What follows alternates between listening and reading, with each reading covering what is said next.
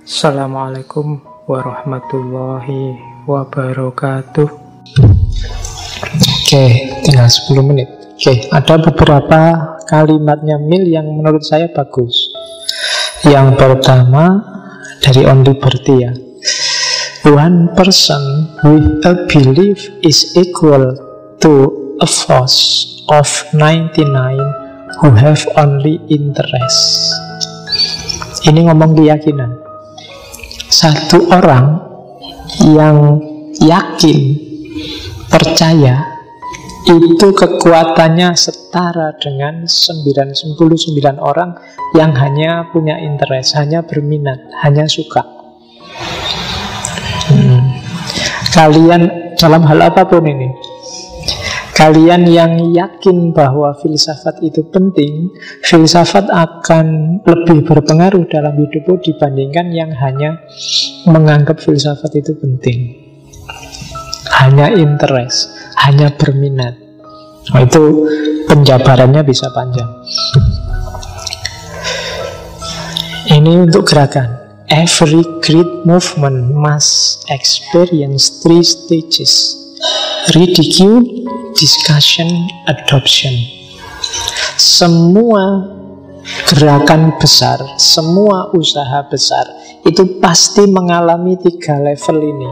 Yang pertama ditertawakan, yang kedua didiskusikan, dan yang terakhir diadopsi, ditiru. Banyak. Mungkin ngaji ini termasuk awalnya banyak yang menertawakan.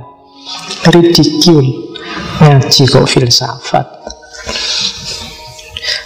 Kemarin ada yang pakai istilah dholalah falasifah, kesesatan filosof, kesesatan filsafat. Kita termasuk orang-orang yang sesat. Oke, ada yang menertawakan, tapi itu wajar. Great movement, jadi kalau ada yang kritik itu kamu pakai dalil Mill itu, tenang aja, nggak apa-apa. Kita baru ada di tahap awal. Ridicule, baru diketawain. Kalian mungkin merintis usaha apa, merintis bisnis apa, merintis gerakan apa. Biasanya yang pertama itu bisnis kayak gitu, untungnya berapa, dapatnya apa, tiwas capek, kan selalu pasti ada itu. Yang kedua discussion. Kalau sudah mulai sukses, orang mulai ngelirik, mulai bahas. Iya ya, bisa ternyata kayak gitu. Iya ya, tak pikir-pikir juga penting juga itu discussion. Biasanya terus masuk ke stage ketiga, adoption. Ditiru, diadopsi. Tak bikin juga kayak gitu deh. Kayak bisnis online. Dulu orang mungkin memandang bisnis online itu sebelah mata. Apa jualan kok lewat internet, siapa yang beli, diketawain. Tapi terus dibahas, lalu ternyata banyak loh yang sukses bisnis online. Sekarang semua orang niru, adoption. Semua hal selalu ridicule, discussion, adoption. Dulu sekolah full day itu mungkin diketawain orang. Sekolah kok full day, pagi sampai malam. Lebih enak full day and night. Sehari 24 jam pesantren itu. Kayak gitu kan, diketawain, diridicule, tapi terus dibahas, discussion. Sekarang malah diadoption. Oke, jadi every great movement must experience 3 stages: ridicule, discussion, and adoption. Ini yang saya bilang tadi. Kuncinya kebahagiaan, meskipun dia mensyaratkan kebebasan, sebenarnya ada rumusnya, caramu menggunakan kebebasan. Katanya Mill, I have learned to seek my happiness by limiting my desires rather than in attempting to satisfy them. Jadi untuk bahagia kamu memang harus bebas. Silahkan menginginkan apa saja, cuma batasi keinginanmu.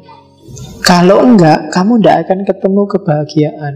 Karena keinginan manusia itu tidak ada batasnya.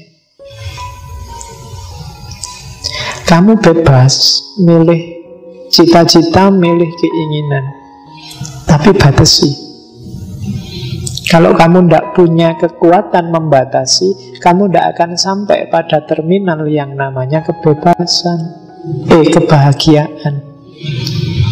Jadi bahagia itu mensyaratkan kebebasan. Cuma untuk mencapainya kamu harus tahu batas. Karena begitu kamu nggak ngerti batas, kebahagiaannya tidak akan ketemu. Ya termasuk tadi, meskipun kamu nyari kesenangan, kalau kamu nggak tahu batas kesenanganmu ada di mana, kesenangan itu bisa jadi bencana. Jadi kamu suka makan di angkringan, tapi kamu harus tahu batas kapan mulai makan, kapan selesai makan. Juga sepanjang apa kamu harus nongkrong. Kalau enggak akan jadi bencana. Kalau kamu nongkrong di situ terus mulai jam 7 sampai jam 10, nanti ya, begitu kamu mau pergi kan tinggal total-totalan. Tadi makan apa saja, habis berapa, sebetulnya. Karena kamu tadi nggak ngerti batas, nggak membatasi. Ngaji ini juga begitu. Awal-awal semangat, masih seger, paham. Tambah belakang, wattnya tambah kecil, baterainya tambah kecil. Itu kalau kita lanjutkan lagi ya sampai jam 12 itu ya nggak ngerti batas, malah bunuh diri, nggak jadi bahagia. Maka limit your desire, batasi keinginanmu. Kalau ada yang tanya, cita-citamu apa? Saya pinginnya ya Pak, jadi dosen tapi nanti sekaligus pengusaha. Jadi kan enak nanti. Dan kalau bisa sih sekalian dokter, karena kalau saya sakit kan nggak capek-capek. Dan syukur-syukur bisa tambah pengacara, nanti kalau kena kasus kan tak. Nah itu ya jenenge orang nyari kebahagiaan. Kamu nggak ngerti batasmu sendiri. Harus kenal batas. Begitu nggak kenal batas, kamu bunuh diri. Nggak akan ketemu dengan kebahagiaan. Ini juga rumus, katanya Mill. That which seems the head of absurdity in one generation often becomes the head of wisdom in the next. Apa yang kelihatannya sangat absurd di satu generasi, kadang-kadang menjadi sangat bijaksana dalam generasi selanjutnya. Yang hari ini kayak tadi diketawain orang, mungkin di masa depan dia akan ditiru-tiru oleh orang. Yang hari ini kelihatan lucu, besok akan ditiru. Nah ini rumus. Maka jadilah trendsetter, orang yang bikin tren. Diketawain nggak apa-apa, karena ada kemungkinan besok kamu akan ditiru banyak orang. Oke, itu namanya trendsetter. Dulu orang celana itu besar, model cutbray. Sekarang modelnya agak meledat. Sekarang cowok-cowok pakai celana itu kan juga meledat kecil. Itu hari ini kan beberapa masih menertawakan. Dulu juga pasti ditertawakan, tapi lama-lama dia jadi tren. Yang kayak gitu dianggap gaya. Dulu yang pakai celana sobek-sobek itu hanya orang-orang tidak punya di pinggir-pinggir jalan. Sekarang orang kaya pun pakai celana sobek-sobek. Ya kan, dulu yang namanya orang kaya itu bajunya yang paling panjang, baju bahkan kadang sampai panjang dibawa oleh para pengawalnya itu kan. Sekarang justru yang paling kaya yang bajunya paling minim. Selebritis itu bajunya paling minim. Itu yang awalnya diketawain kadang-kadang bisa jadi tren selanjutnya. Ini semacam rumus, katanya Mill. Kadang-kadang begitu.